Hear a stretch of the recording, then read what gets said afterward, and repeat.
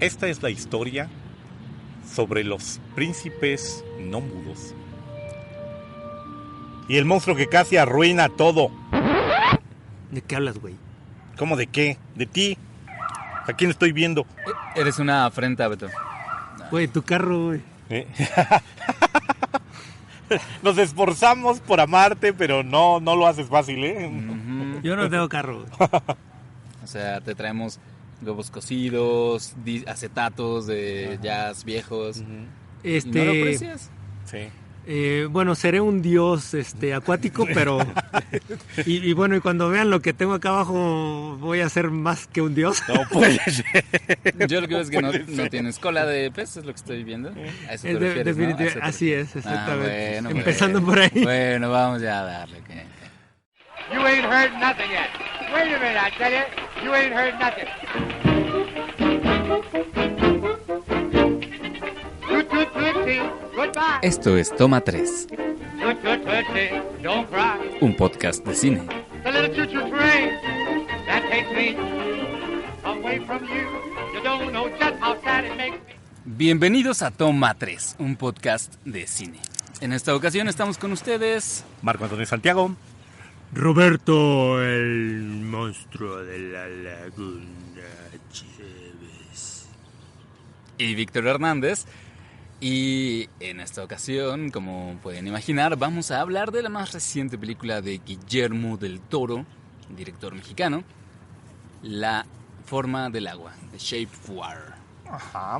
Una película que llega a México, además ya premiada internacionalmente. Ya multipremiada, ¿no? Con O sea, muchas expectativas, se estrenó meses antes. Trae en otros lugares del el mundo. León de Oro de Venecia y trae el Globo de Oro, ¿no? Trae O sea, el Globo de Oro sí. como, bueno, en premio a director. Sí, de como a Guillermo del Toro. Y hace poquito también sacó el Critics' Choice Award, Ujú. ¿no? Apenas esta semana. Y bueno, la vamos a tener seguramente nominada en los Óscares. Suena y muy fuerte. En varios campos, además. Sí, entonces, sí, o sea, bueno, espero que ya todos hayan ido a darse una vuelta y un quemón a esta historia de amor subacuática que nos cuenta nuestro queridísimo Guillermo del Toro. Y pues vamos a tratar de dar nuestras opiniones al respecto de ella, ¿no? Exacto, que fíjense, yo llegué a la grabación de este podcast como pensando que iba a ser un episodio pues como mucho más suave, digamos, Así como pero cuando empecé a escuchar las opiniones de mis compañeros veo que va a estar movidito, así que pues No, vamos a bueno, darle. es que yo siento que hay que ser objetivos, ¿no? O sea, como sea que se pero- entienda eso. Sí. O sea, yo estoy orgulloso que Del Toro, pues siendo mexicano de veras, no como otros mexicanos que nacen en el extranjero Claro. y pensamos que son mexicanos. Él sí se hizo acá en México y pues lo que está vendiéndole al mundo, lo que le está dando al mundo, pues es algo que tiene un buen porcentaje de hecho en México, ¿no? Entonces, pues hay que ser más precisos a la hora de Sí, vamos a ver. de hablar de su trabajo, ¿no? No, bueno, y en ese sentido creo que debemos nosotros estar orgullosos de él y debe él estar orgulloso como creador de que ya no se le mire con condescendencia, ¿no? Sí. De que no se observen sus películas desde la perspectiva del ay, es mexicano y hay que verlo como con un poquito de simpatía y como bueno, pues es un mexicano malhechito y hay que ser un poquito amable con él, no, o sea, Guillermo el Toro, para bien o para mal, ya está colocado. Ya está en ¿cómo se llaman? En el espacio del malinchismo. Ajá, ya está en las, pero aparte, él ya está en las grandes ligas, ¿no? Sí, Y entonces, como somos de críticos con otros Claro. directores, como podemos decir, qué porquerías hace Michael Bay, o qué espantoso es que haya una octava entrega de Rápido y Furioso, también podemos señalar las partes que nos gustan y las partes que no nos gustan de la película de Shape of Water, que curiosamente, digo, anticipando para todas las personas que nos escuchan, sí hay partes que, por lo menos yo, personalmente, Marco, debo confesar, no me gustan de Shape of Water. Y soy un fan de Guillermo del Toro, pues me gusta mucho su trabajo, pero hubo cosas de esta película que no me gustaron. Contra todo el hype, ola, contra sí. toda la ola que trae en este momento de simpatizantes, entre los cuales hay una gran cantidad de gente que esa es la que me molesta más, la que parece ser la primera película que ve de él y están enamorados y de repente descubrieron a Guillermo del Toro Sí. y pues me hacen sentir como incómodo porque digo, llevo 20 años siguiendo su trayectoria, no manchen. Bueno, así, no. tienes que tener mucho cuidado, porque hay mucha gente que, según recuerdo, defendió a capa y espada algo como La Cumbre Escarlata. Entonces, aquí sí puedes recibir hasta golpes si te ven en la calle, si te reconoce alguien, si Sí, sabe quién sí, eres. sí. güey. No, bueno, para la gente de los viejos tiempos de Kinetoscopio, mi cara es conocida, entonces Pero bueno, quizá para la audiencia del podcast no. Ajá, Y te pero- te convenga ser la Elisa Esposito y mantenerte mira, Ajá, así. no, necesito andar por la calle como un Silencio. Groucho Marx. Lo único que me falta es el bigote porque todo lo demás. Pero bueno, en todo caso, sí, o sea, yo por ejemplo soy de los que detestó la Cumbre Escarlata, Crimson Peak. Para mí era como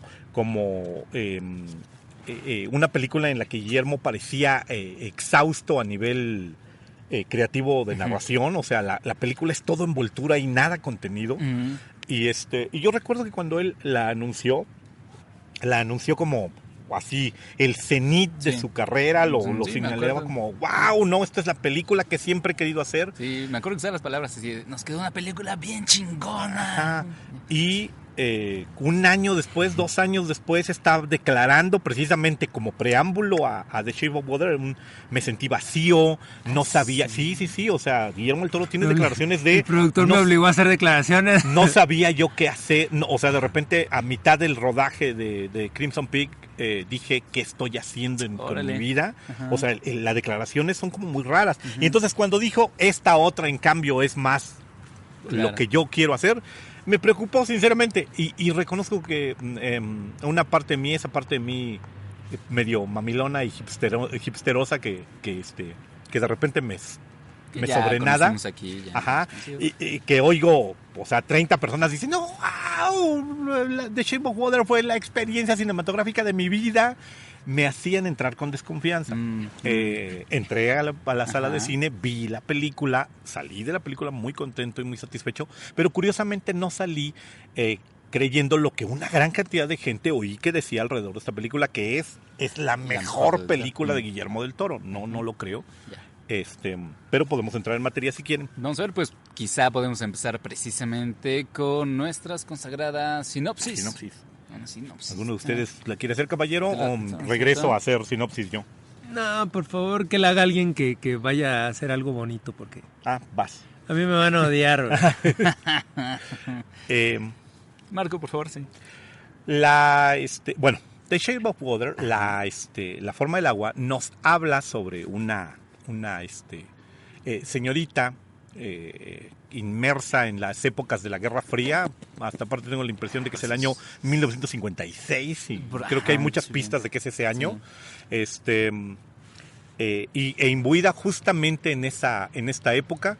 Ella es una trabajadora, es una asistente de limpieza en la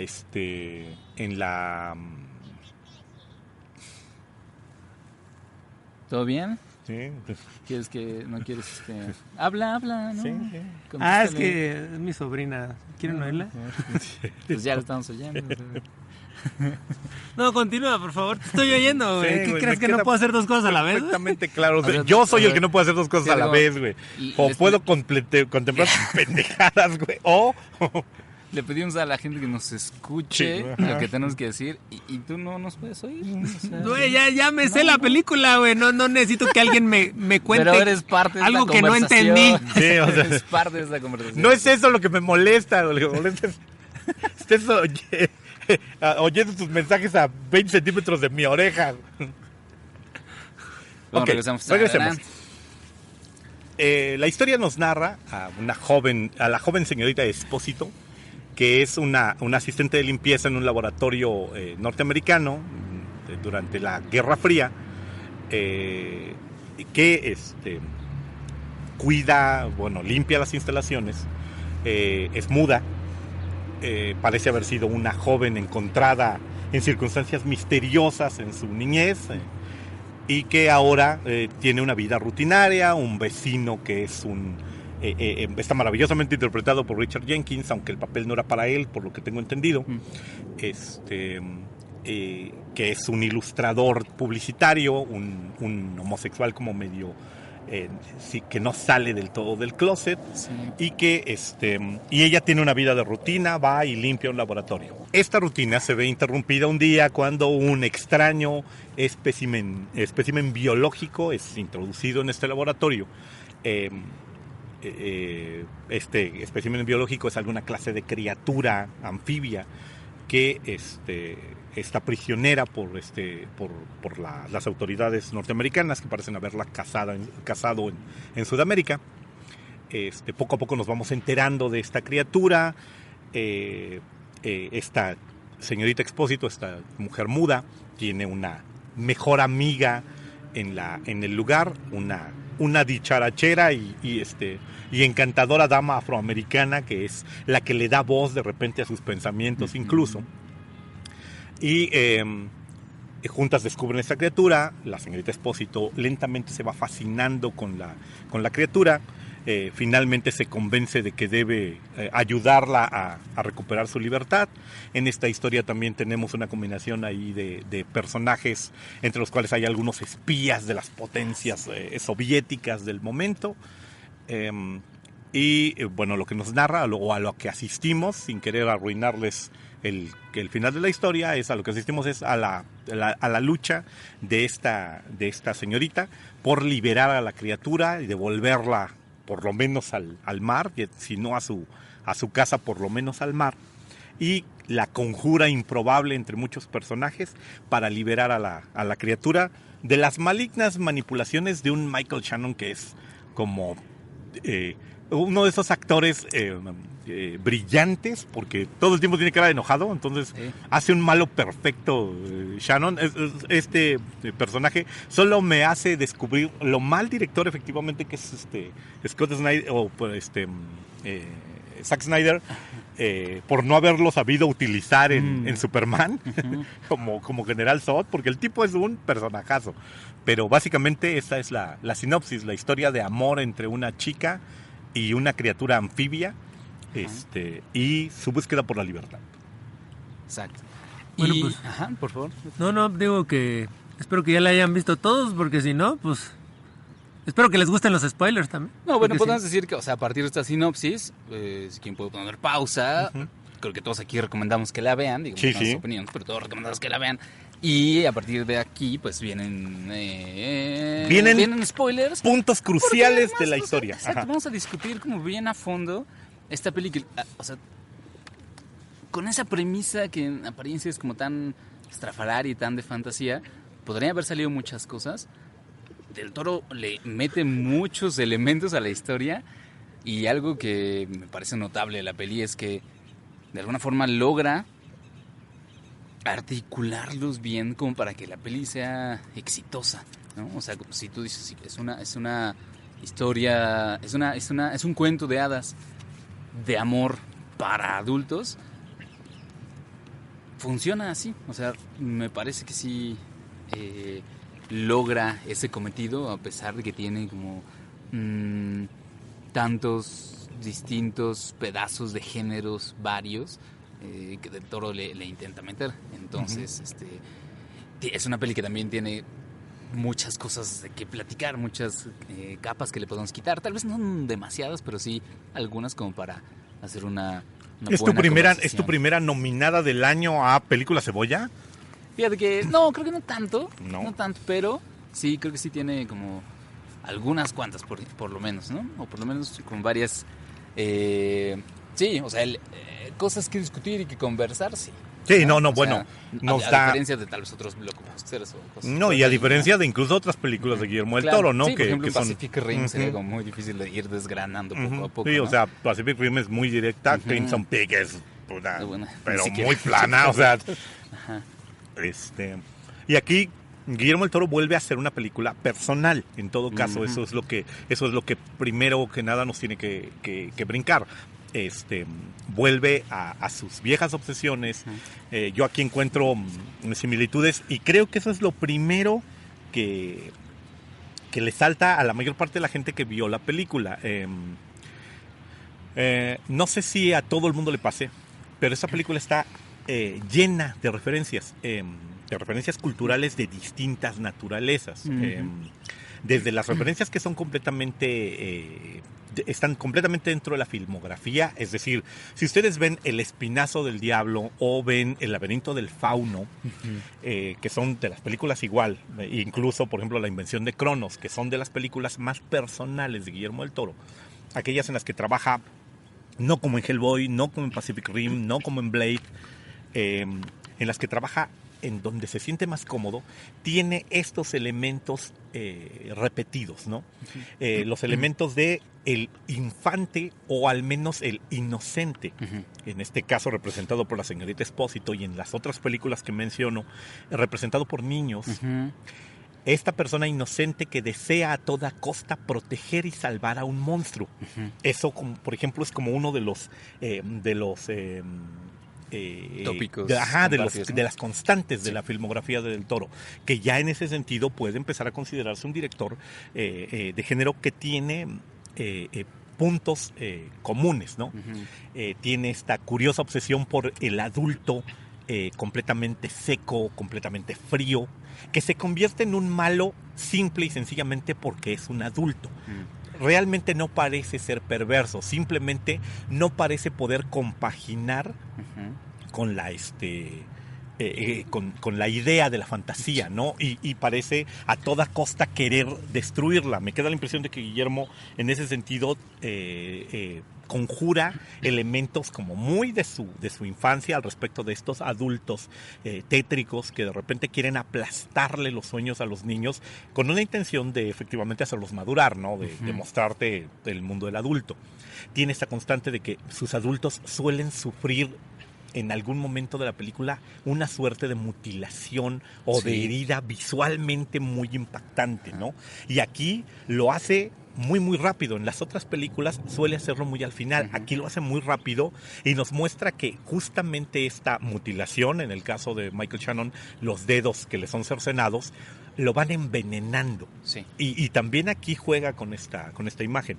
Entonces, ya simplemente con la filmografía de Del Toro se pueden encontrar paralelismos. Esta no es una película que nace de la nada. La reconoceríamos como una película de Del Toro, incluso si no supiéramos que es de él, ¿no? Tiene todos estos tópicos, estas casas viejas, grandes, llenas de bibliotecas, con libreros atestados de cosas, de afiches, de piezas. De hecho, él tuvo que aclarar que esto no tenía relación con Hellboy, ¿no? O sea, hay demasiadas similitudes con el universo Hellboy, ¿no? Bueno, de hecho, o sea, si nos reducimos al cómic, la historia de Abe Sapien, el personaje pez empático de los cómics de Dark Horse, de los cómics de Mike Mignola, la historia es idéntica, excepto por un detalle, que es quien libera a Abe Sapien de su prisión, de su tubo, es Hellboy. Es precisamente Hellboy el que va y rompe la campana y lo saca del interior cuando el resto de los tipos están queriendo experimentar con él. Y no tienen sexo.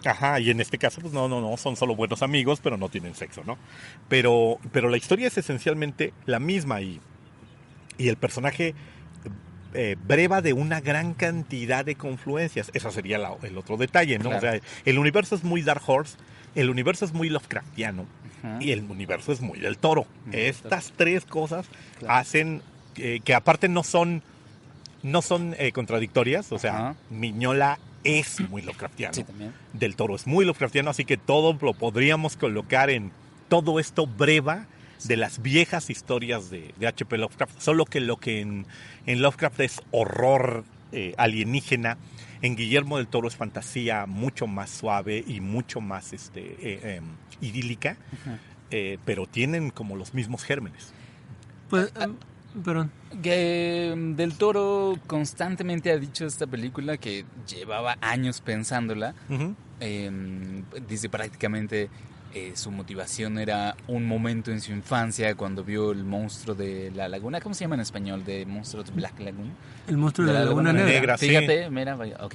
Y es de 1954, algo así es la peli, ¿no? Es de Creature. Sí. Justamente decía, de Black Lagoon. bueno, ¿qué pasó si al final de esa película, pues la criatura y la chica, pues sí que se quedaran juntos, ¿no?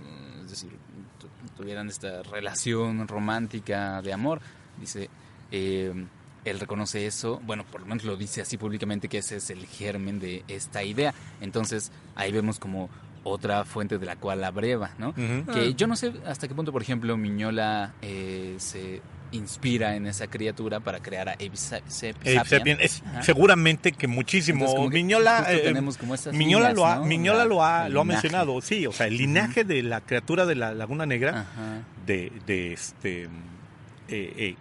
va por allí, pero Sí. aparte es algo muy curioso. Mm, El monstruo de Frankenstein, Drácula, Sí. el hombre lobo, los primeros monstruos de la Universal tienen como como una serie de elementos, y dependiendo de las circunstancias hubo gente que simpatizó con ellos. Por ejemplo, hubo gente que vio a Bela Lugosi como un símbolo sexual y todavía al día de hoy el Drácula de Lugosi sigue siendo prácticamente el Drácula por antonomasia. No importa cuántos Christopher Lee y Sí. cuántos Gary Oldman hayan pasado por la historia, el Lugosi parece ser Drácula. Casi siempre, o casi igual que Karloff, sigue siendo la criatura del Dr. Frankenstein, a pesar de que, Ajá. de que el Christopher Lee, de que Robert De Niro, y de que muchas otras personas, muchos otros actores han intentado darle cuerpo. Los mitos de la Universal son potentes. Sí. La criatura de la laguna, el monstruo de la Laguna Negra, es como el monstruo más tardío, porque mientras que todos ellos surgen en los 30s, la de Black Lagoon ya llega en los 50s, cuando el fenómeno ya está en otro canal, ¿no? Los monstruos están en otra circunstancia. Y la criatura de la Laguna Negra tiene una característica que creo que es diferente de todos los otros monstruos. Todos los otros monstruos son repulsivos, desagradables, o completamente alienígenas. Y por alguna razón, la criatura de la Laguna Negra caló en el corazón de la gente. Y a mucha gente le gusta. Y mucha gente, de hecho, ve la película y la recomiendo. Bueno, recomiendo las dos primeras entregas de la criatura, de Black Lagoon Monster y de Revenge. Están en YouTube, por cierto. Ajá. Véanlas. A todo el mundo le sabe muy mal que la criatura pierda. Terminan las películas con un no me gustó que le hagan daño al monstruo, no me gusta que maten al monstruo. El monstruo es solo un incomprendido. Y creo que las películas captan muy bien eso. Sí. Y esa simpatía que tiene, o sea, un montón de gente señalando, mira, la criatura de la Laguna Negra, ¿no? Qué chida es, cómo me late, Claro. ¿por qué le pasan cosas malas? Debería ser el héroe de la historia. Creo que es lo que permite que eventualmente haya personas, o sea, la criatura de la Laguna Negra es enormemente más carismática incluso que superhéroes como Aquaman, ¿no? Que se supone que te tendrían que caer bien. Y tiene un reflejo muy, muy reciente en las caricaturas. Si ustedes vieron Monstruos contra Aliens, allí tienen Eslabón. Es la imagen de la criatura subacuática simpática, de esa criatura subacuática que todos queríamos ver cuando éramos niños. Es muy probable que sí, aunque con respecto a lo que decías, Víctor, creo que el problema más grande de Del Toro es que ya volvió a un lugar común de sus declaraciones decir que cada uno de sus proyectos tiene 30 años trabajándolo. Sí, o sea, se volvió ingenioso las primeras 2 o 3 veces, Claro. como de esto lo soñé en tal época, esto lo soñé en tal época.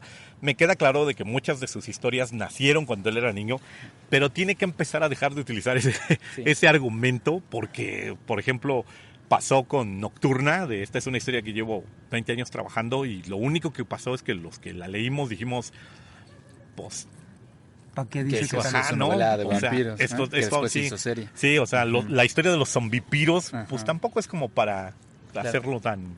Ahora, bueno, existe como los reportes de que Del Toro sí se lo propuso a Universal, ¿no? Le dijo, oigan, ¿y si hacemos algo con la criatura de la Laguna Negra? Solo que al final pues se queda con la chica. Ah, sí. Y los productores le dijeron, no, Guillermo, o sea, está bien que seas Del Toro, pero no. No va a O sea, ocurrir, no va a sí, ocurrir, sí, ¿no? sí. Y entonces parece que, bueno, entonces hizo su proyecto personal y Ajá. al lado, por supuesto, tomando todas esas inspiraciones, pero bueno, lo presenta como una... como su historia, ¿no? Como su historia. Sí, no, no, Es que, no. no sé, o sea, yo creo que Del Toro es bueno, bueno, ha tenido mucho éxito en Hollywood, gracias a que es un director que puede trabajar con una productora y con un productor, o sea, puede ir de la mano con ellos e ir dándoles ciertos satisfactores para que el proyecto pueda avanzar, ¿no? Y aún así batalla para levantarlos, ¿no? Entonces, pero cuando el proyecto arriesga menos en el sentido comercial, él se permite poder explotar mayormente su creatividad. O sea, que yo, a mi modo de ver las cosas, en realidad solamente hay 3 proyectos que pudieran caer en esa categoría del Toro. O sea, son pues La forma del agua, que fue una película de bajo presupuesto, son $19 millones, que para el cine de Hollywood es algo muy, muy barato. Son centavos. Exactamente. Pero... Entonces, y pues bueno, pues esto le permite a Del Toro pues experimentar con todo lo que él quiera hacer con el proyecto, ¿no? Y por otro lado, pues está por supuesto, El laberinto del fauno, que a mi manera de ver las cosas es su mejor película hasta ahora. En este proyecto, pues de entrada no lo hace ni siquiera en Estados Unidos, ¿no? O sea, ni siquiera con producción gringa. Entonces, pues esto, pues al trabajar en España con producción mexicana, etcétera, etcétera, pues le permite mucho, pues tener un control absoluto del proyecto y hacer lo que él realmente quiere hacer con Berta Navarro, que es su gran productora, madrina, por decirlo de algún modo, con la que arrancó en el mundo cinematográfico, ¿no? Entonces, pues obviamente, pues ahí pudo hacer. Yo siento que difícilmente va a lograr el nivel de control que tuvo el proyecto como lo hizo en El laberinto del fauno, ¿no? Tal vez un poco en El espinazo del diablo, pero yo no la contaría entre sus mejores proyectos. El otro proyecto del que hablaba, pues es Cronos, la invención de Cronos, sí. Donde él, igual de la mano de Berta Navarro, en su ópera prima, pues demostró el gran potencial que tenía como director, en no creyendo yo que es una gran película, pero sí un proyecto donde demostró que él tenía un gran potencial. Una gran primera película. Exactamente, ¿no? Entonces, pues finalmente Del Toro, pues es por un lado un director que sabe entender a las grandes productoras, que sabe poner zanahorias, colocar zanahorias correctamente ahí enfrente del conejo, y para que las persiga, y por otro lado, pues sabe en qué momento es importante madurar un proyecto muy personal y llevarlo a cabo para potenciar otros proyectos que tienen en el futuro, ¿no? Que a diferencia de un Cuarón o un González Iñárritu, no tenemos ni idea porque son muy herméticos en qué es lo que estén trabajando en este momento y qué viene en el futuro. Pero en su caso, pues sabemos por lo menos ahí en IMDb que tiene 10 proyectos por delante como director. Como director y 17 como productor, sí. Y bueno, y eso que en ellos no están consignados en absoluto una gran cantidad de cosas que son como sueños de Guillermo del Toro, ¿no? Entre otros, y vuelvo al mismo tema, el meterse de lleno con una historia Lovecraftiana. Efectivamente, creo que en ese sentido, Guillermo del Toro, de la trilogía de grandes directores actuales mexicanos que están trabajando en otras latitudes, sumados a González Iñárritu y Alfonso Cuarón precisamente, Guillermo del Toro es el más comercial de los tres. Es el que con más tranquilidad puede acercarse a oficinas y decir quiero dinero para tal o cual cosa, ¿no? Y que tiene más posibilidades de recibirlo, a diferencia de tanto el Negro como Cuarón, que sí tienen por allí alguna bronquita, me imagino, para recibir financiamiento, porque sus películas efectivamente ganan premios, efectivamente son más mejor recibidas por la crítica y todo, incluso se les considera, o sea, también es cierto, la mayor parte de los críticos considerarán mejores cineastas o mejores artistas tanto a Cuarón como a González Iñárritu, y como que Guillermo del Toro es el fabricante de películas ligeras, ¿no? El fabricante de fantasías infantiles o de fantasías juveniles. No es el gran director de los temas azotados y de las grandes tragedias, a lo que te refieres con esto de que hace una película políticamente correcta, ¿no? O sea, en este momento Guillermo se mete en una película que no puede disgustar a nadie, ¿no? O sea, o que si envía golpes sociales o golpes de crítica, los envía envueltos en algodoncito para que todos los podamos recibir sin sentirnos francamente agredidos, ¿no? O sea, crea un monstruo que es producto de la Guerra Fría, que es un paranoico norteamericano típico que odia a los extranjeros, en este caso tanto construidos como odia a los parias, odia a la gente de servicio, odia a los más pobres, también odia, desprecia y al mismo tiempo siente una extraña obsesión por en este caso por la chica muda, que él mismo dice que no entiende por qué siente esta atracción.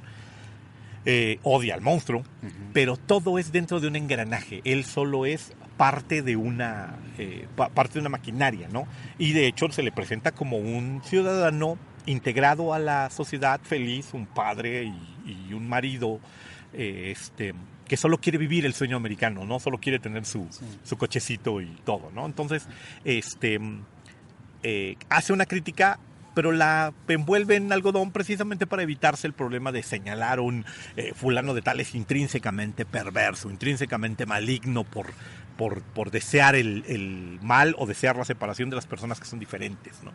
Sí, parece que el interés de Guillermo del Toro no es ser iconoclasta, no es ser como una voz incómoda, ¿no? Me parece que como que es dentro de esta triada de directores mexicanos que, digamos, han triunfado en Hollywood, es el que sus proyectos empatan mejor con lo que Hollywood espera de películas taquilleras, ¿no? Es decir, yo no creo que Del Toro haya comprometido demasiado su visión, tal vez en Mimic un poco, que él como que lo dice, como fue su primera película sí, bueno, que Estados Unidos. Que todos lo saben, ¿no? O sea, la primera película de cualquier extranjero, y eso lo dicen prácticamente todos los productores o los directores que han ido de otras latitudes a Estados Unidos, pues hay que pagar derecho de piso, ¿no? Sí, pero no creo, por ejemplo, en Pacific Rim no haya hecho pues casi lo que él haya querido, en Hellboy, o sea, no me parece que le hayan dicho, aquí tienes una peli como de superhéroes y de cómics Del Toro, y que Del Toro haya dicho, bueno, la hago porque pues por el dinero, ¿no? Pues, yo creo que estaba, o sea, no, lo que quería hacer. Yo creo que hacer lo que él quiere. Exacto.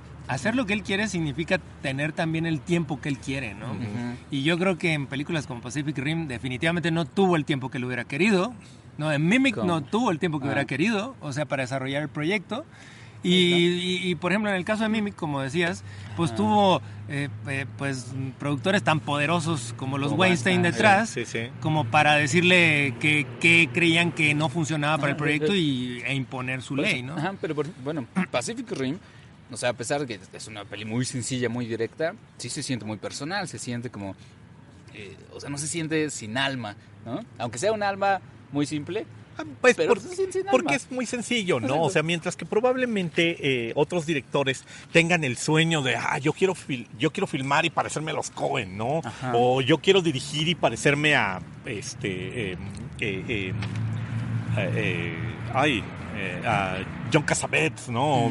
Quiero parecerme a Francis Ford Coppola, ¿no? Quiero llegar a los niveles Scorsese. Es muy claro que Guillermo del Toro dice, caray, si yo algún día dirijo una película de estilo Roger Corman, voy a ser muy feliz, pues, o sea... No, él no considera al cine ligero una afrenta. Exacto, no. Y entonces, como no lo considera una afrenta, dice, Pacific Rim, o sea, es un anime llevado al live action, ¿no? Pero por supuesto que lo dirijo, ¿no? Y seguramente que hay otra gran cantidad de proyectos que se le van a quedar o que se le quedaron en el tintero, se le quedaron en el estuche y ya nunca va a realizar. Es evidente que Guillermo haría una película de superhéroes con toda la felicidad del mundo para DC Comics, por ejemplo. De hecho, se manejó para Dark Justice League. Entonces se le ofrecieron cosas a él en algún momento. Se habló de que hiciera Swamp Thing, se habló de que hiciera John Constantine, el remake, porque la original no le había gustado a nadie. Bueno, a casi nadie. A mí sí me gustaba, a mí también me gustó. La he visto un chorro de veces. Pero o sea, y se ofreció, se manejó en algún momento que él hiciera Dark Justice League, esta Justice League mágica, en donde está John Constantine, en donde está Etrigan el demonio, en donde está Swamp Thing precisamente. Entonces, y yo estoy seguro que Guillermo del Toro entraría muy bien en uno de esos proyectos. A él no se le mancha el traje con esto, como a otros directores que probablemente si se les ofreciera una película de superhéroes, tanto en el proyecto Marvel como en el proyecto DC, levantarían la ceja y dirían, no, ¿cómo? No, o sea, yo no voy a hacer esto. Exacto, y la forma del agua también entra como que muy bien en esas inquietudes temáticas de Del Toro, ¿no? Fantasía. Uh-huh. O sea, estamos viendo una fábula en pantalla que tiene todos los elementos de credulidad que le piden a un espectador de una fábula, pero que está hecha así con una calidad sorprendente, ¿no? Bueno, quizá no sorprendente porque como que queremos esperar eso de Del Toro todo el tiempo, pero en esta ocasión sí da eso que le pedimos a Del Toro y que en los últimos trabajos no había dado por completo. Y que ¿no? Crimson Peak, sobre todo, no había dado nada. Ajá. Ahora, yo creo que uno de los grandes aciertos, o dos de los grandes aciertos de La forma del agua, pues fueron que él decidió concentrarse en dos aspectos muy importantes de la historia, que son, por un lado, pues la criatura y por otro lado el laboratorio donde todo ocurre prácticamente, ¿no? Entonces, pues él decidió dedicarle 9 meses al desarrollo de estas dos cosas solamente en cuanto a diseño de producción, ¿no? O sea, entonces, pues sí, o sea, él está consciente de que hay elementos que deben de potencializar lo que está desarrollando, ¿no? Entonces, en este caso, pues está muy padre que él se concentre en ciertas cosas y pues el resultado está en pantalla, ¿no? Entonces, sí. yo creo que yo insisto, o sea, el Toro es orgullosamente mexicano, pero es alguien que se adapta muy bien a las exigencias de un cine mundial, ¿no? O sea, él comercialmente, pues creo que en la actualidad es uno de los directores y productores más prolíficos y más con más proyectos y más consciente de lo que quiere el espectador, ¿no? Entonces, yo creo que él está enfocado al mundo de fantasía, a los proyectos que hablan básicamente del cómic y cosas muy fantásticas, porque pues bueno, en su infancia nerd, geek, no sé, pues él era un gran amante de los cómics, es un gran amante de los cómics, sí. Y pues eso pues obviamente crea un universo, pero en este caso yo creo que el punto a favor para Del Toro es que él sí decidió irse por un camino serio, ¿no? O sea, mucha gente podría decir que el mundo del cómic no termina de volverse serio, o sea, en cine, y Del Toro sí está logrando cruzar esa barrera, ¿no? O sea, él logra que la academia lo tome en cuenta, logra que los festivales de serie A lo tomen en cuenta, no solamente lo toman en cuenta, los gana. Entonces, pues obviamente estamos hablando de un director que sabe contar historias, sabe qué es lo que quiere el espectador y sabe qué es lo que quieren los festivales y sabe qué es lo que quiere todo el mundo, ¿no? O sea, no es tan simple lograr algo así. No, entonces, por supuesto que no. Él le da al mundo, por decirlo de algún modo, lo que necesita en ese momento, ¿no? O sea, y yo siento que La forma del agua pues es algo muy políticamente correcto que se adapta perfectamente a la realidad, que de manera sutil, como han mencionado, pues está cubierta con un velito ahí de la Guerra Fría, pero pues en realidad es la actualidad, ¿no? O sea, los rusos siguen aquí interfiriendo, los gringos siguen desconfiando de todo lo alienígena, sí, y siguen siendo tal vez tan villanos como lo fueron en algún momento de la Guerra Fría para el mundo, sí. Ajá, ¿no? Sí. O sea, no está en esta película este periodo de 50 años tal vez que tuvo Estados Unidos como el gran defensor de las libertades y del mundo libre, pues, sino como aquel que quería defender sus propios intereses a toda costa para convertirse en una potencia totalmente hegemónica a nivel mundial, ¿no? Sí. Y creo que eso está muy, muy vigente, ¿no?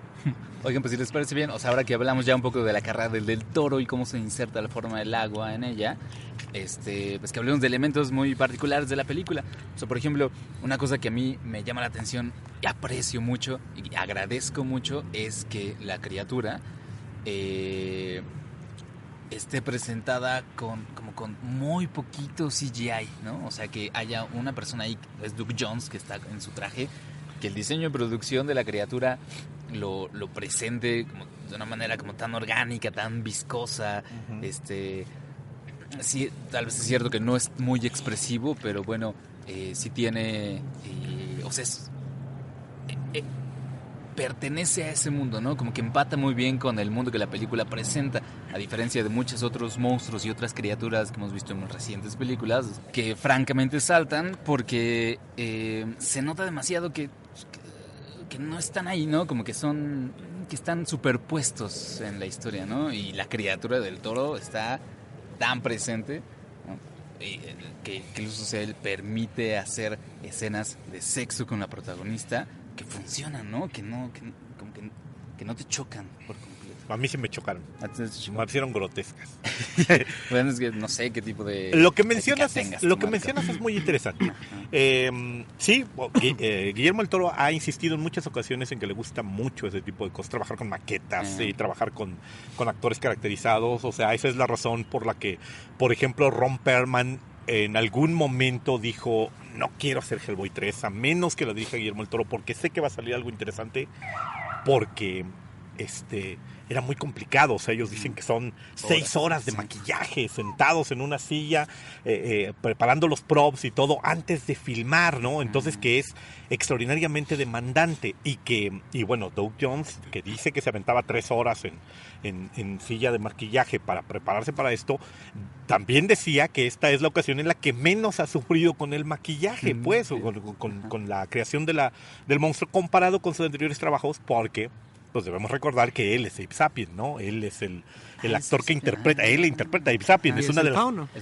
Y es él es el fauno, pues, o sea, es uno de los favoritos de Del Toro precisamente por la facilidad para moverse y por todo esto. Es un fantasma del Crimson Peak también, ¿verdad? Creo que sí, pero de arranque parece ser que Del Toro siente mucha fascinación por crear a sus criaturas, no porque no se les diseñe por computadora y se les capture, sino por tener allí a las marionetas o a los puppets o a los actores caracterizados de manera muy muy particular y muy minuciosa. Entonces, esta es una de las muchas características que ya son comunes en el director, ¿no? Y que podíamos esperar de su criatura. Esa es la razón por la que todos contenemos un poquito el aliento con esta siguiente versión de Hellboy, ¿no? Porque va a trabajar en otro terreno y no sabemos si este nuevo Hellboy nos va a gustar o no. Pero Del Toro está muy acostumbrado a hacer este tipo de cosas, ¿no? Hace un homenaje a sus monstruos de la infancia, y esta criatura es, como habíamos puntualizado al arranque, la criatura de la Laguna Negra, reversionada, ¿no? Con elementos de pez bioluminiscente que tiene de repente tomados, pero básicamente es la misma criatura. Cuidado que tiene en crear una gran cantidad de cosas. Por ahí creo que había incluso la declaración de una de las actrices, de la actriz que interpreta a la amiga afroamericana de la señorita Espósito, Octavia Spencer, que decía que le había pedido a Del Toro chance de llevarse tantas cosas como pudiera del set. O sea, que le había preguntado cuántas cosas podía juntar, porque el set le parecía extraordinariamente minucioso y extraordinariamente lleno de detalles, ¿no? Entonces, aquí vemos a Guillermo contando una fábula sobre un monstruo que, si lo reducimos al absurdo, es la historia de La Bella y la Bestia una vez más contada, por si alguien pensaba que la historia de Le Prince Beaumont, así la viejísima historia de La Bella y la Bestia, ya es una historia gastada. Caray, tiene una y otra vez, la vemos contada una y otra vez. Al arranque de fuera de micrófonos, yo les comentaba que para mí tiene una lectura muy particular que tiene que ver con Lovecraft, ¿no? O sea, que tiene que ver directamente con los que cuentan la historia de amor. Aquí ya podría yo señalizar las partes de la película que a mí en particular no me terminan de convencer, que son básicamente: la señorita Espósito se enamora instantáneamente de la criatura, ¿no? O sea, siente inmediata fascinación por ella y la desea inmediatamente, y la desea a nivel sexual inmediatamente, o sea, demasiado rápido en la película. Y yo me lo justificaba personalmente, lo colocaba así con él. La señorita Espósito es de arranque y desde el inicio una persona pez.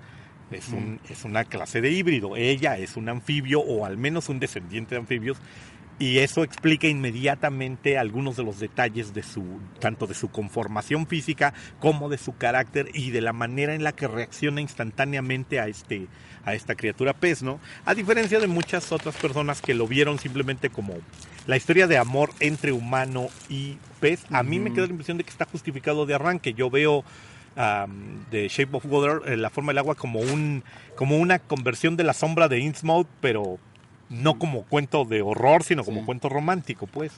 Yo lo veo así. Platícanos un poquito de qué va La sombra de Innsmouth para quienes no hayan leído el cuento de Lovecraft. Si existen entre nuestros escuchas personas que no hayan oído nunca nunca hayan frecuentado a Lovecraft, a Howard Philip Lovecraft, el padre de los mitos de Cthulhu, uno de sus cuentos, La sombra sobre Innsmouth, habla sobre un hombre que visita un pueblo en las orillas en el mar de Nueva Inglaterra, en el cual viven personas misteriosas y que se habla de que están de alguna extraña manera vinculados con una estirpe de seres pez que viven bajo el agua y que adoran a una serie de dioses subacuáticos primigenios.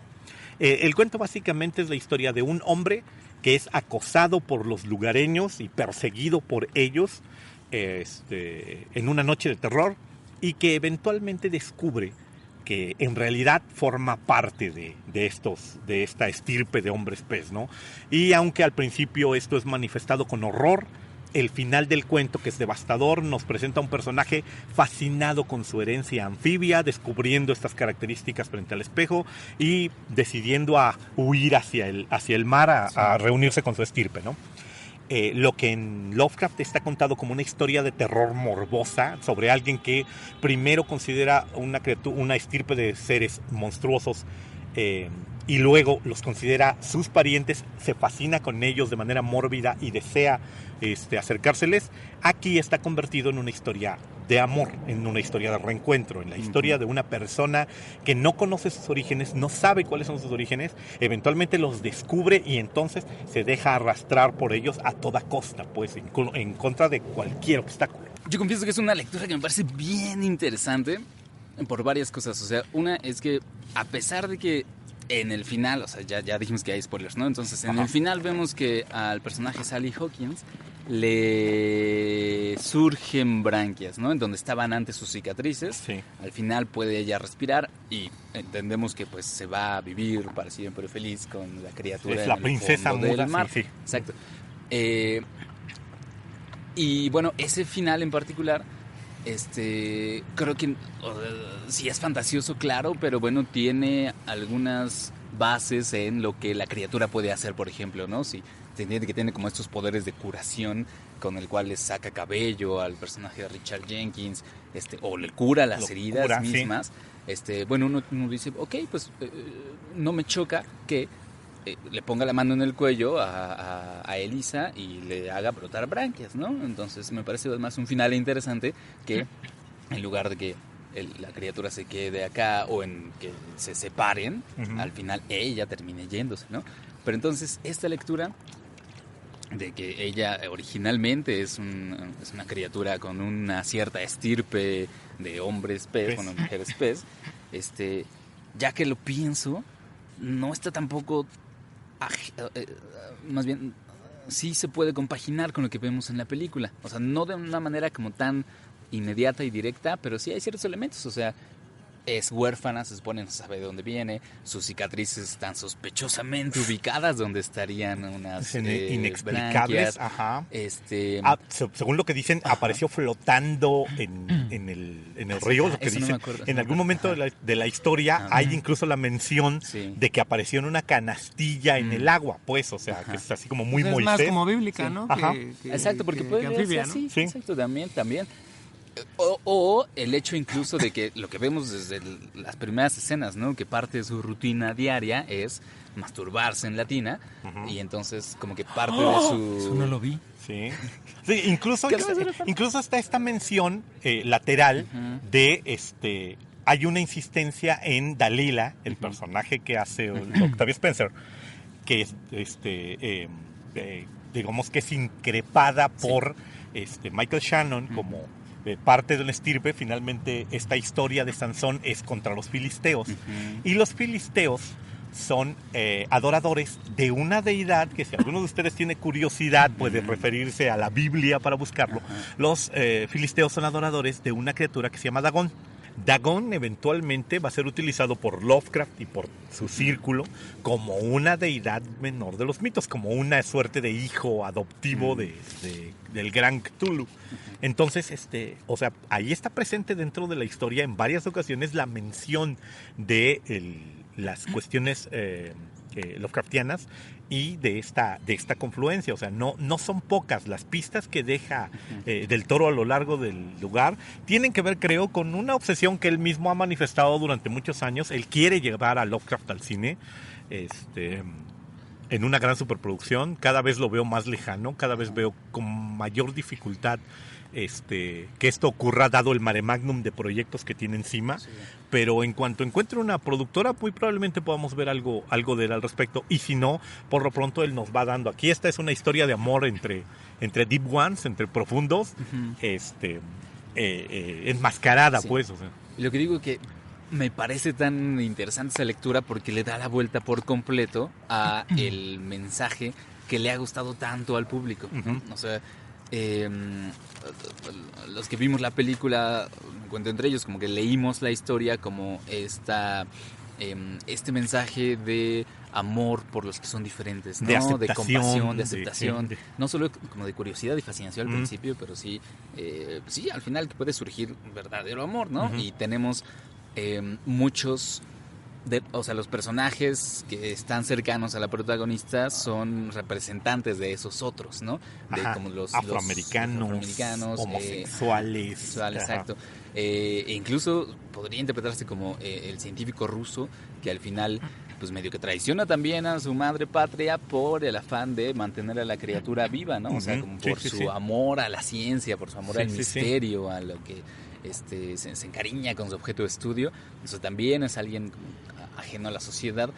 El personaje del villano, de Michael Shannon, no puede aceptar a ninguno de ellos, y entonces la película parece estar por completo hecha para dar ese mensaje, ¿no? O sea, que al final los monstruos pueden tener cara de humanos, y que los monstruos verdaderos uno puede no solo llegar a encariñarse, sino aceptarlos y amarlos, ¿no?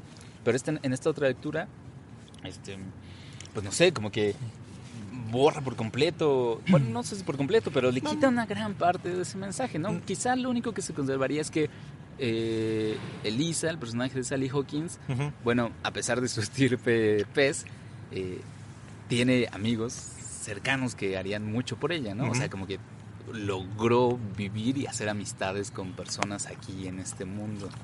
Bueno, o sea, para mí es muy claro todo esto que estás diciendo. O sea, pudiera decirse que, como se mencionaba al principio del programa, que hay varias capas en esta película, pero yo creo que no son tantas. O sea, la sutileza con la que Del Toro va exponiendo ciertos elementos, como la naturaleza del personaje Sally Hawkins, y bueno, como el contexto en el que están ocurriendo las cosas, pues en realidad son un subtexto ligero, ¿no? O sea, realmente nos podemos dar cuenta de manera sencilla de qué está hablando en términos actuales, ¿no?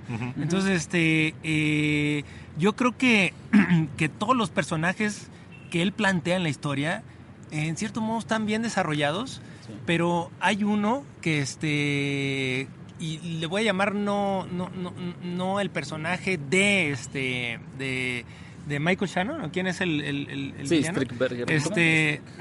Strickland.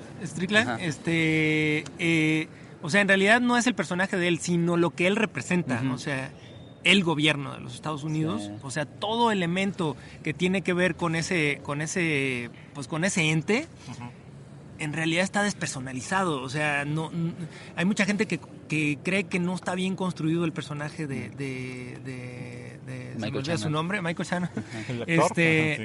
Que no está bien construido, pero en realidad no es que él sea un personaje. En realidad estamos hablando del ente que está ahí detrás, que creo que lo vuelve actual al decir, pues es que vivimos una actualidad donde el gobierno sigue siendo insensible. O sea, no, él es el único que no termina de entender que hay que tener simpatía y afinidad por el resto de los individuos, ¿no? Digo, finalmente el único personaje frío dentro de la historia, pues es todo lo que representa el orden, ¿no? Entonces, ¿Te parece? Pues sí, o sea... Y el camarero... Bueno, pero él es parte de esa sociedad, ¿no? Él es parte de todo ello, ¿no? Pero entonces, él tiene un giro muy raro, porque de repente es como amable y como simpático. Pero es lo políticamente correcto. Ajá, sí, ¿no? O sea, y finalmente, cuando entiende lo que está pasando, pues se convierte en el verdadero él, ¿no? Es como una calidez es como la cara de la calidez, pero realmente detrás pues está esta sociedad intolerante. Ajá, de hecho, o sea, él mismo lo puntualiza en algún momento al decir, soy una franquicia, ¿no? Sí, o sea, sí. yo estas porquerías no las vendo ni las como, solo estoy aquí, doy esta cara.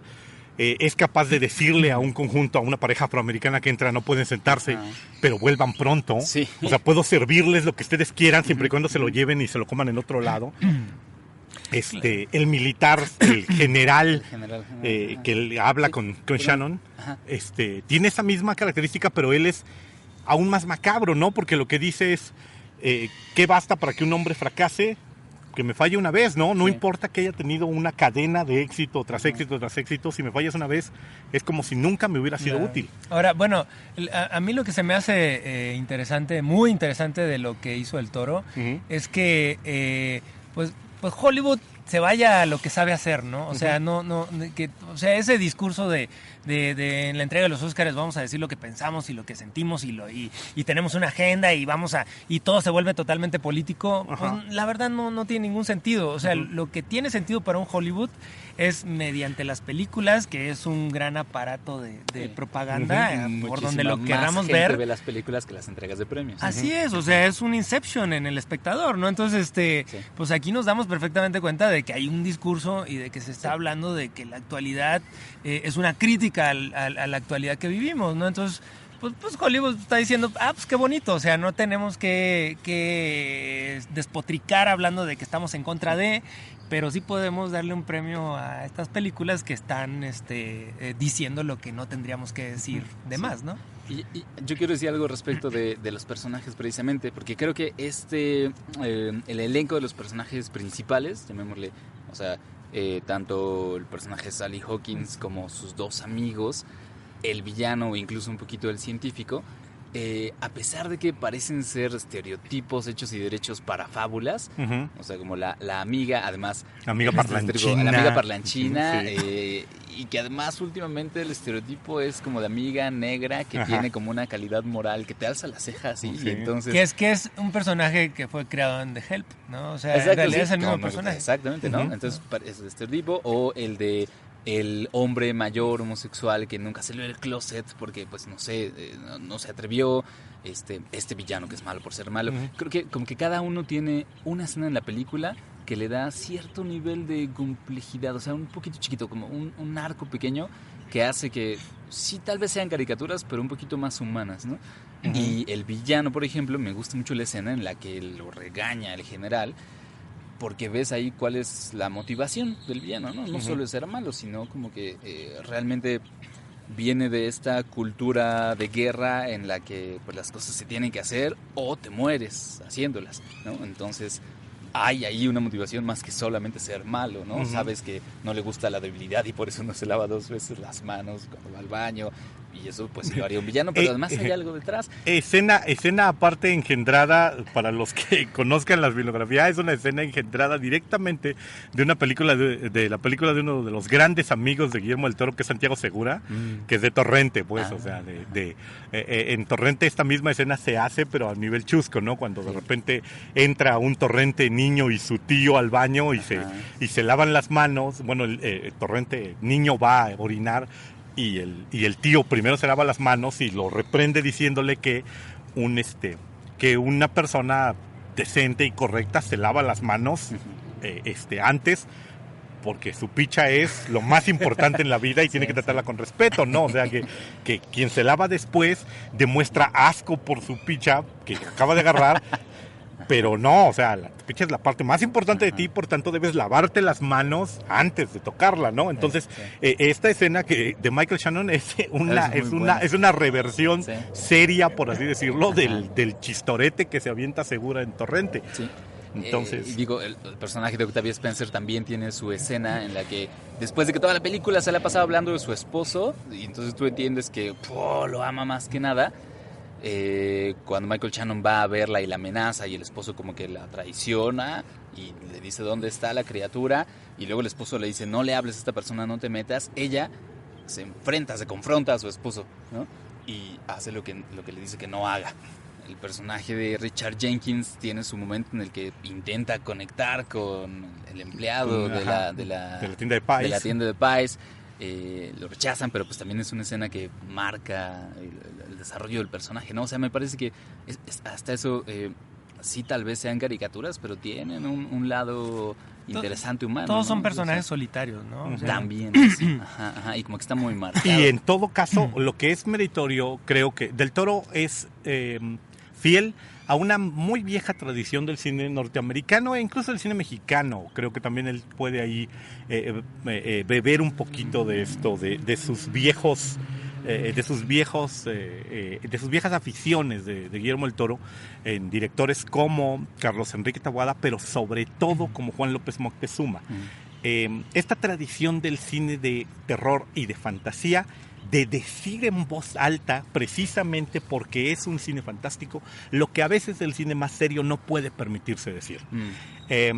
Si ustedes ven la historia del cine de terror, verán que ha conjurado muchos de los demonios más clásicos de la sociedad en su momento. El cine de fantástico ha hecho más o menos lo mismo.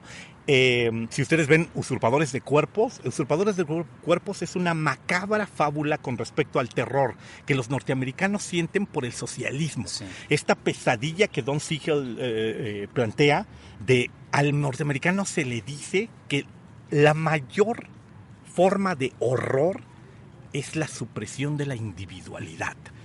Y entonces para ellos es una pesadilla. Los extraterrestres no son malignos, no descuartizan gente, no matan, no hacen nada excesivamente perverso. Lo único que hacen es suprimir la idea del yo, convertirte en un colectivo. Y eso es la gran pesadilla norteamericana. Ese es el monstruo con el que el socialismo los amenaza, con el que el comunismo los amenaza y que va a ser su pesadilla durante años, ¿no?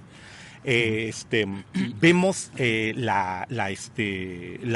planeta de los simios, sobre todo en sus dos últimas entregas, la rebelión de César y todo, no me refiero a la moderna sino a la antigua, y vemos a los monos en las calles manifestándose y luchando contra la opresión de manera muy similar a como vemos en ese mismo instante las represiones salvajes que están sufriendo los movimientos de derechos humanos, sobre todo de la comunidad afroamericana, en contra del gobierno. Podemos intercambiar a estos chimpancés corriendo por la calle, recibiendo manguerazos y golpes de porras, y volver los afroamericanos manifestándose al lado del Dr. Luther King, y la imagen es idéntica, sí, exactamente igual de potente. Entonces, pero se manifiesta en forma de, es una fantasía, claro, ¿no? Entonces creo que el cine de ficción y el cine de horror ha conjurado muchas de las grandes pesadillas, muchos de los grandes horrores, y ha hecho muchas de las críticas menos notables, pero no por ello menos sensibles de la historia. Sí. Critica ese tipo de cosas. El moderno cine de zombies tiene su símil en los seres humanos nos estamos convirtiendo en zombies, pues, o sea, cada vez el terror más grande que existe en este momento es el terror a la masa anónima que te despedaza, te muerde, te hace añicos y te integra a ella. Sí. Y esa masa no tiene ningún interés, ninguna chamba perversa, ninguna agenda oculta, no, es simplemente una masa que lo único que sabe hacer es morder, y eso es el zombie.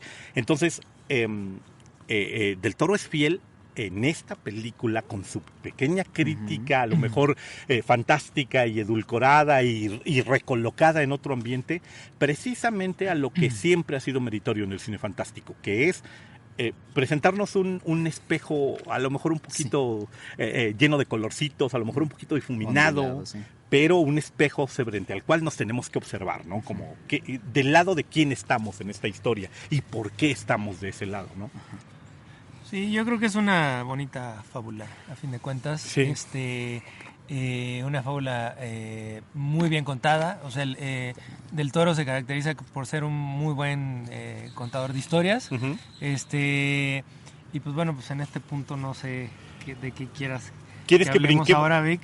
Yo sé de qué quieres hablar tú. ¿Quieres que brinquemos a la controversia? Por supuesto, creo que ya llegamos al punto donde nadie nos está escuchando y podemos decir lo que queramos. Solo los core fans están oyéndonos. Sí, ya para estas alturas ya hay un montón de gente que dijo, ya están hablando las mismas, entonces ya, le apagó. Sí. A ver, ¿no? Pues bueno, pues ya que Marco hablaba hace un rato de los referentes de obligados. Del Toro, Ajá. pues bueno, pues, ¿por qué no hablar de un referente tan contundente como es este corto holandés de Space Between Us? Ajá. Que se está hablando en este momento mucho, bueno, por lo menos aquí en México, de las ¿Sí se está hablando similitudes. mucho? Pues por lo menos en medios importantes ya ha sido Ya fue nota, ¿no? cuestionado. Entonces, Yo tengo la impresión de que no está tan en boga, pero continúa. no Se habló mucho en nuestro chat porque tú lo pusiste como 30 veces. Sí. Sí, porque bueno, pues no ha aparecido en medios menores, ha aparecido en difusión nacional. Por favor, anticípales de qué estás hablando. Y pues bueno, pues me di a la tarea de revisar este cortometraje holandés, de ficción trabajado con CGI, que tiene muchas similitudes con pues más que con la historia, con el diseño de producción de Beto es un pelangocho. De La Forma del Agua. Ajá, Beto es un pelangocho. Hace 2 años, en 2015, si más no estoy, una productora, en este momento me escapa el nombre del director, se los debo, perdón, aunque es relativamente fácil de encontrar, pero la productora es CGI Brothers, produjo un cortito de Space Between Us, el espacio entre nosotros, no confundir con la película del mismo nombre, No. sobre una instalación científica en el futuro. Otra vez te vas a aventar la misma Pues hay que Bueno. decir de qué estamos hablando. Una instalación en el futuro, en un futuro post-apocalíptico, en donde los seres humanos no pueden respirar el aire del lugar porque está completamente polucionado, y en la cual una asistente de limpieza en este laboratorio futuro descubre que la instalación tiene capturado a una criatura subacuática, una criatura anfibia, a la que dan el nombre de Adán, y ella decide rescatarlo. Rompe el tubo contenedor, lo saca en una camilla y lo tira al mar, cayendo junto con él. A pesar de todas las medidas de seguridad y que todo el mundo está disparándole a ella para tratar de evitar que le dé la libertad a esta criatura subacuática. La mayor parte de la gente señala que hay una similitud más que casual entre este corto de Space Between Us y The Shape of Water de Guillermo del Toro, ¿no? Ya han señalado una gran cantidad de confluencias entre una cosa y otra. ¿Tú creías que no la hay? Por favor, toma esa parte porque yo... Bueno, no, o sea, mira, en realidad no quiero hablar de las similitudes que existen. Bueno, véanlo y cada quien juzgue. Sí, ajá. O sea, hasta podemos poner la liga, si quieres, en la descripción del por podcast favor, para que por también favor, lo vean quienes nos estén en escuchando. YouTube se encuentra, es fácil de encontrar. Sí, o sea, busquen The Space Between Sí. Us. A Corto. estas alturas seguramente pueden buscar La Forma del Agua plagio Comparaciones. o algo así. No, Y fíjate yo que les no. hace- Curiosamente, si ustedes buscan el cortometraje en Ajá. internet, el cortometraje tiene un poquito más de 2 millones de visitas en YouTube, y no tiene una sola mención ni un solo comentario en este momento. Bueno, yo lo vi hace 2 días y hace 2 días no tenía un solo comentario Ajá. refiriéndose a la forma del agua. Fíjate que yo ya sí le vi uno. ¿Ya le en viste? el lugar como 6 o 7. Ok. En español. Ok. No en inglés, pero sí. ya Sí, le vi yo uno. creo que es algo que empieza a cobrar fuerza debido a que Del Toro es de México y estamos en México. Pero pues yo creo que es algo que puede tomar mucha fuerza en próximos días con aquello de que vienen los Óscares y todo Sí, eso, de ¿no? que lo van a señalizar. Y sobre todo porque, o sea, esta es una discusión que puede dar para otro programa completo o hasta más. O sea, finalmente, ¿qué puede ser plagio, qué no lo es? O sea, eso no es tanta discusión porque, pues digo, todo en el mundo de la creatividad, pues todo está sujeto a... Todo es una fuente de inspiración. Exactamente, de dónde tomas tus referentes para poder construir algo, ¿no? Y bueno, el hacerlo original, pues es muy cuestionable, ¿no? Porque pues no hay nada absolutamente original. O sea, finalmente tú tienes una serie de experiencias que te han llevado al punto en donde estás y te permiten construir algo a partir de todo ello, ¿no? Entonces, no hay ningún solo artista, creo yo, ningún solo creativo que pueda exentarse de todo ello. Y digo, claro que puede hacerlo, pero no creo que podría crear algo para el gusto de un público, ¿no? Entonces,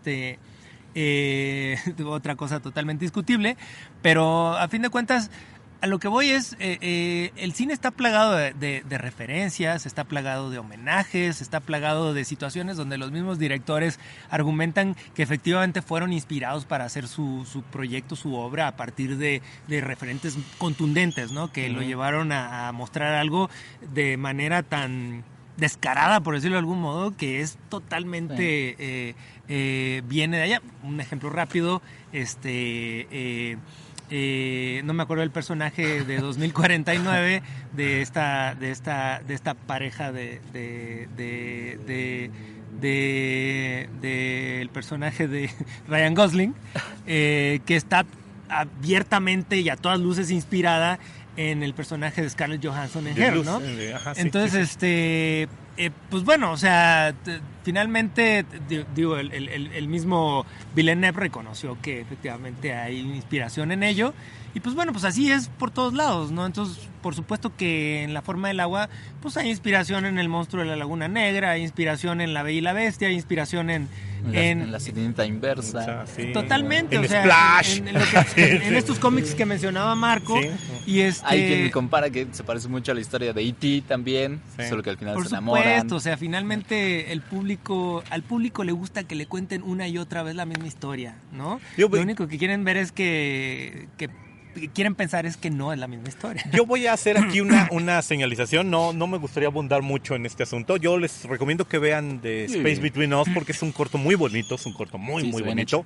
Pero lo que diría yo es lo que temo en este momento, porque no recuerdo, si alguien entre nuestros escuchas puede recordarme de quién es la frase al respecto a lo que ellos referían plagio. Yo soy de los primeros en defender la idea de que uno de los grandes errores de nuestro tiempo es el concepto de propiedad intelectual. O sea, como si a las ideas se les pudiera poner copyright. Es muy complicado. Yo entiendo que si efectivamente alguien hace una historia en este momento sobre una familia de narcotraficantes en las cuales uno de ellos es llamado Michael Corlito y otro Vito Corlito, voy a notar ciertas diferencias o ciertas similitudes. Y si luego descubro que esto es una guerra familiar, una larga saga familiar sobre mafiosos tamaulipecos, me voy a sentir un poquito incómodo y voy a decir esto, yo lo he visto ya en otro lado. Pero que si alguien nos cuenta una gran historia, o sea, no habría Sopranos si no hubiera habido un Padrino. Y caray, o sea, ambas obras son dignas de verse, tienen sus características positivas. No habría un Scarface de Brian De Palma si no hubiera habido un Scarface de Howard Hawks. Y caray, ambas son películas dignas de verse. Entonces, como les decía, yo lo zanjaría con una cita que en este momento, como diría Les Luthiers, escapa a mi memoria de quién es, que es: no importa de dónde tomas las ideas, sino hasta dónde las llevas, ¿no? Y que eso es lo verdaderamente meritorio de una película, de una narración. Si tu idea, la idea que tú retomaste es positiva, es buena y sale de algún lado, pues qué bueno, ¿no? O sea, la llevaste hasta un mejor lugar, la llevaste hasta el gusto del público. O sea, no son pocas las personas que siguen acusando rabiosamente de plagio a J.K. Rowling por Harry Potter, y las confluencias son muchísimas, pues. O sea, es tan sencillo como que hay una historia previa de Neil Gaiman, Books of Magic, que el señor Gaiman tiene a bien no señalar como propia, pero bueno, todos aquellos que conozcan el cómic de Book of Magic, la historia de Timothy Hunter, un niño de anteojos con una lechuza, a la que 4 magos poderosos vienen y le dicen que él va a ser el mago más poderoso de su tiempo y que tiene que elegir un camino, encuentra enormes similitudes con la historia sobre un niño mago que va a ser el mago más poderoso de su tiempo y todo esto. Entonces, existen miles de confluencias. Es muy difícil, como dice Beto, crear una historia completamente original, salida absolutamente de la nada y que no breve de alguna referencia previa. Yo en este caso, te digo, zanjando un poquito este comentario, les diría, disfruten de Shape of Water, o sea, vayan al cine y vean The Shape of Water, es una película que vale la pena verse, y échenle un ojito a la película, al cortometraje de estos amigos holandeses de Space Between Us. Ambas son experiencias visuales enormemente disfrutables, pues es lo que quedaría en todo este asunto. Hay que reconocer que Del Toro les va a dar con esto un empujón a su propio trabajo. Un súper empujón. Ajá, y no me extrañaría... Ya pueden monetizar su corto en YouTube. No me extrañaría que puedan eventualmente los tipos estar trabajando en algo serio o colaborando en algo más grande. Ellos, por supuesto que son los menos tristes con esto, ¿no? De hecho, cuando salió el primer tráiler de La Forma del Agua, ellos se dieron cuenta de las dijeron que eran enormes las y es obvio que es gente que es fan de cosas como las que hacen gente como Guillermo del Toro, ¿no? O sea, y están, por supuesto, todo el tiempo al pendiente de qué nuevo está surgiendo. Entonces, desde ese momento, desde que vieron el tráiler, ellos mismos pusieron en Twitter que era algo grato ver que Del Toro, al parecer, había visto su corto y que había tomado ideas de ese corto para su propio proyecto, ¿no? Entonces, pues seguramente están teniendo mucha proyección en este momento estos chavos, ¿no? Y es que sí es efectivamente una discusión, o sea, da para un montón. Porque por un lado es cierto que, digamos, esta cuestión de los derechos de autor puede obstaculizar o entorpecer mucho el desarrollo creativo de muchos campos, de muchas obras, pero al mismo tiempo es cierto que La Forma del Agua va a tener ganancias millonarias que el corto no tendría, ¿no? Y que esas ganancias no le van a tocar nada a ese corto. Claro. Si es que realmente tomara Guillermo del Toro esa esencia de historia de ese corto holandés en particular, que, bueno, esa es la otra cosa que quiero decir, que como que sabiendo cómo es del Toro, no digo que rebose de ideas originales, porque parece más bien que puede tomar, y esto leí en una crítica de La Forma del Agua y me encanta cómo lo pusieron, parece que él es capaz de conjurar los elementos culturales que están alrededor de él y darles un cuerpo, ¿no? Un cuerpo en forma de película, así como que ponerlos en existencia en un filme, ¿no? Entonces, ese concepto de originalidad parece chocar con lo que Del Toro hace, porque él es como un maestro, alguien que tiene un completo dominio de muchísimas referencias culturales, abreva de todas ellas y nos presenta una película muy buena, fantástica, bonita, que te emociona, te gusta, etcétera. Claro. Y entonces como que no me cabe pensar que de repente un día se le acabaron las ideas y dijo así como, ay, pues voy a tomar esta porque ya no tengo más películas que hacer, no tengo más ideas para hacer películas, ¿no? No, pero bueno, lo que acabas de mencionar es justamente lo que define un gran director. O sea, aquella persona que tiene la habilidad para reunir todo el universo que conforma una película y hacer que todo confluya, ¿no? O sea, si esto no pasara nunca, pues no habría un premio para mejor director. Entonces, pues él justamente... Y nunca se lo hubiera ganado Peter Jackson. Exactamente, entonces yo creo que pues él con justa razón, no sé, no he visto Three Billboards, no me ha tocado verla, pero yo creo que él recibió el premio a Mejor Director porque en este año no hay nadie que mejor haya logrado eso que Del Toro, ¿no? Entonces habrá que ver esta otra película que parece ser un contendiente fuerte, ¿no? Claro, porque la otra cosa que quería decir es que a pesar de que por mucho que sea la misma idea, los elementos que Del Toro le estaría añadiendo a esa idea no son menores, ¿no? O sea, el hecho de que la protagonista sea muda, por ejemplo, o en la lectura de Marco, de que sea una criatura con estirpe de hombres pez, le da una lectura más complicada a la historia, ¿no? Todos los personajes de los que ya hablamos que están en la película hacen que la película sea mucho más rica, ¿no? Digamos que creo que esa es también como la forma quizá de defender a lo que se, No, lo que se y le vi- acusa a J.K. Rowling, ¿no? Que sí pudo haber tomado esa historia, solo para terminar, pero la diferencia está como en la ejecución. Que no lo interrumpas, güey. Ujú, No, sí. para terminar, que la diferencia está en la ejecución. Sí, pues. no, y que aparte, o sea, hay que reconocerlo, digo, sin faltarle al respeto a los holandeses, Claro.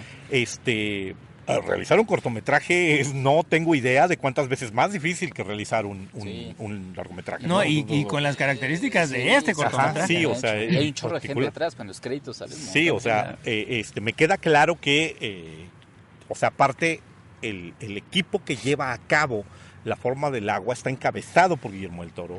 Y esto presupone que, o sea, Guillermo está mezclado en prácticamente todos los aspectos de la película, ¿no? La producción, la dirección, el guión, la construcción de una serie de escenarios para trabajar.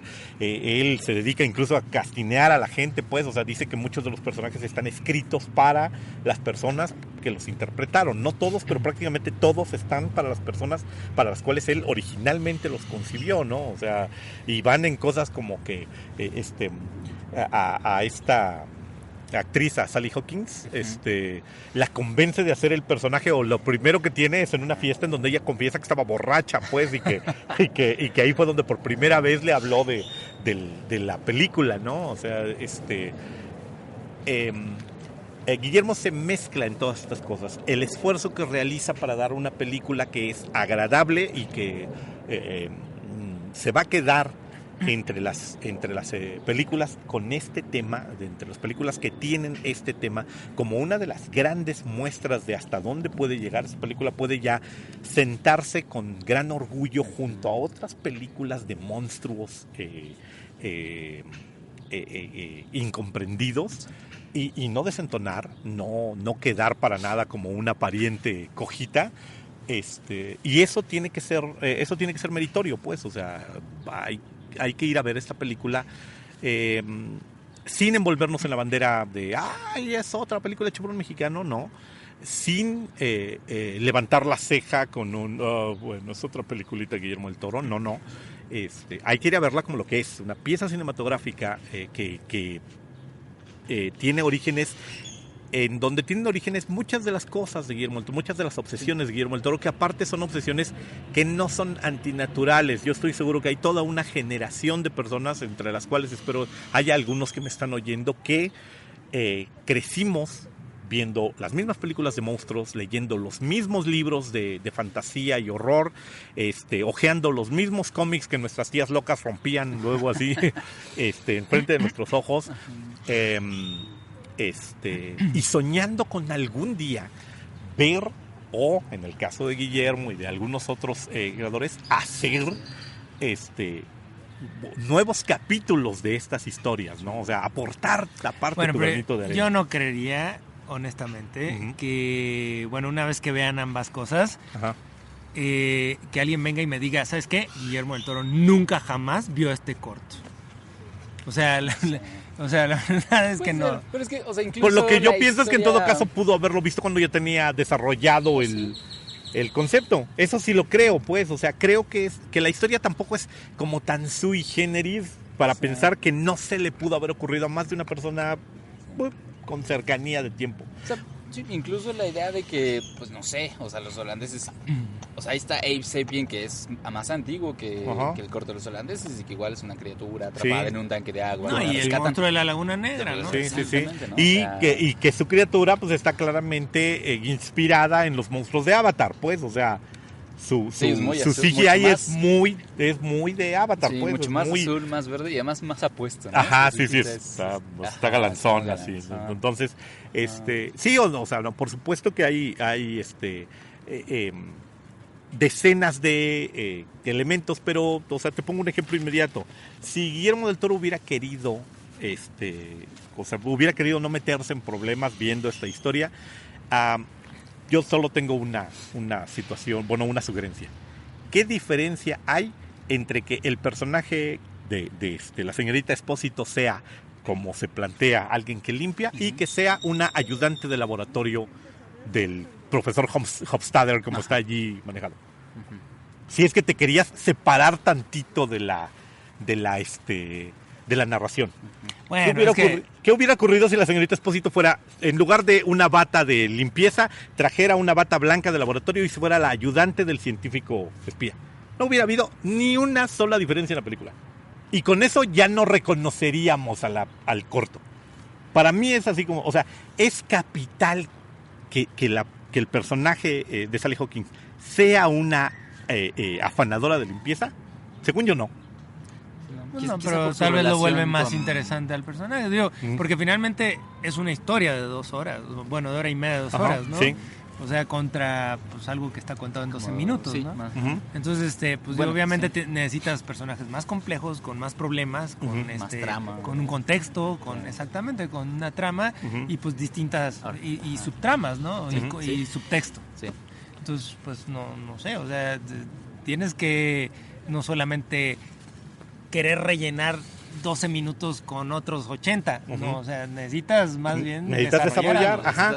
Pero precisamente por eso es que te digo, o sea, desde mi perspectiva, la gran similitud de la historia es que el personaje protagonista de Space Between Us es una ayudante de limpieza en un mundo posapocalíptico, que aparte no tiene mucho sentido porque el mundo está muy sucio, entonces es imposible terminar de limpiarlo. En ese mundo sería como innecesario. Lo más innecesario del mundo es alguien que barra.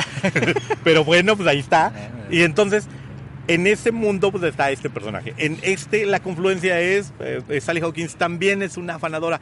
Pero si hubiera sido una laboratorista, una dependienta de la cocina o la secretaria del malo de Michael Shannon, creo que la historia no hubiera cambiado gran cosa. O sea, hubiera seguido siendo muda, hubiera seguido teniendo a su amiga Spencer, solo que ahora aparte hubiera sido matizado puede haber amistad entre un científico, hubiéramos visto un nuevo subtexto, hay amistad entre un científico, alguien educado y una simple intendente.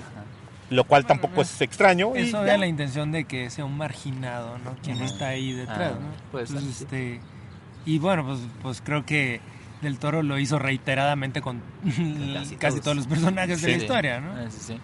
Sí, pero bueno, si quieren concluyamos entonces este episodio en el que hablamos de la forma del agua. Sí, o sea... ¿Quieren que concluyamos recomendando cosas? ¿Quieres que concluyamos diciendo no vayan al cine? Quédense en su casa. Y lean cosas. Así, lean. Bueno, digamos algunas cosas entonces. Sí, miren, la recomendación. Vean El monstruo de la Laguna Negra. Sí, está en y YouTube. The Revenge of the Monster of the Black Lagoon. Así, incluso con su larguísimo título. Véanlas, son 2 películas muy bonitas. Si es que no, ya las vieron, porque muy probablemente ya tuvieron oportunidad. El monstruo es una de las imágenes icónicas del cine de monstruos más ubicable. E incluso es más ubicable que el Wolfman de Lon Chaney Jr. O algunas otras criaturas, digamos que como tan famosas en la galería de monstruos de la Universal. Vean estas 2 películas y los reto a que no sientan una gran simpatía por ese monstruo de la Laguna Negra y por sus andanzas en este mundo. Como inicio, yo recomendaría que se vayan a dar una vuelta por estos 2 clásicos. Y que le den una releidita a Lovecraft si tienen algún chance, o una leidita, cáiganse por encima de alguna de sus obras, para que vean de dónde de dónde salen algunas de las obsesiones de Guillermo del Toro como cineasta. Muy bien. Bueno, pues esto fue el episodio de La forma del agua en Toma 3, que es un podcast de cine. Los saludamos en esta ocasión. Marco Antonio Santiago. Roberto Chévez. Ya se te olvidó, ¿verdad? ¿Cómo empezaste? Sí. Y Víctor Hernández. Recuerden que nos interesa mucho escuchar sus comentarios, que nos ayudan mucho si nos comentan, también si lo hacen, nos reseñan en las listas de iTunes, por ejemplo, alguna estrella que nos quieran dar, lo que sea su voluntad, eso nos ayuda mucho. Que nos recomienden si les gusta lo que platicamos acá, que si no les gusta lo que platicamos acá, también que nos lo digan. Y Esto lo pueden hacer al Twitter, @toma3podcast, o a los personales, @pollo-cinéfilo. @HBRO. o @Víctor Rogelio.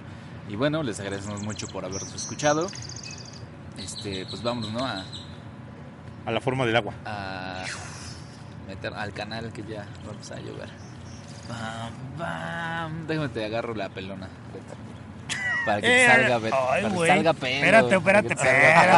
Espérate. Yo no soy el güey de la película, pero Vámonos, espérate. Vámonos. Don't cry, Tootie, don't cry.